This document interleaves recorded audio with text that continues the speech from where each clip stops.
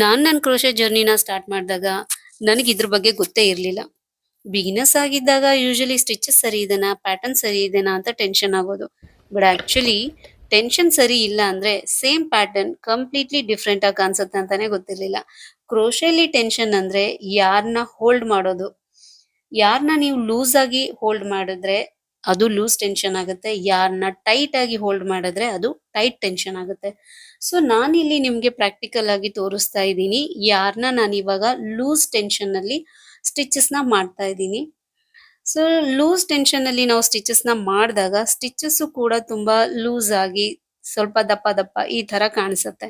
ನೀವು ಅದೇ ಯಾರ್ನನ್ನ tight tension ಅಲ್ಲಿ ವರ್ಕ್ ಮಾಡಿದಾಗ ಸ್ಟಿಚಸ್ ಹಾಕಿದಾಗ ಈ ತರ ಸ್ಟಿಚಸ್ ತುಂಬಾ ಟೈಟ್ ಆಗಿ ಚಿಕ್ಕ ಚಿಕ್ಕದಾಗಿ ಕಾಣಿಸುತ್ತೆ.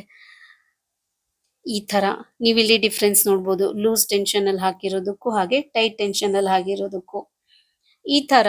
ಸೊ ನೀವು ಟೆನ್ಷನ್ ನ ಸೇಮ್ ಮೇಂಟೈನ್ ಮಾಡಿಲ್ಲ ಅಂತಂದ್ರೆ ಸೇಮ್ ಪ್ಯಾಟರ್ನ್ ಕಂಪ್ಲೀಟ್ ಆಗಿ ಡಿಫ್ರೆಂಟ್ ಆಗಿ ಕಾಣಿಸುತ್ತೆ. ಸೊ ನೀವೇನಾದ್ರೂ ಬಿಗಿನರ್ಸ್ ಆಗಿದ್ರೆ ಸ್ಪೀಡ್ ಮೇಲೆ ಫೋಕಸ್ ಮಾಡೋದಕ್ಕಿಂತ ಸೇಮ್ ಟೆನ್ಷನ್ ನ ಮೇಂಟೈನ್ ಮಾಡೋದ್ರ ಬಗ್ಗೆ ಪ್ರಾಕ್ಟೀಸ್ ಮಾಡಿ. ಕ್ರೋಶೆ ಬಗ್ಗೆ ತಿಳ್ಕೊಳ್ಳೋದಕ್ಕೆ ನನ್ನನ್ನ ಫಾಲೋ ಮಾಡಿ.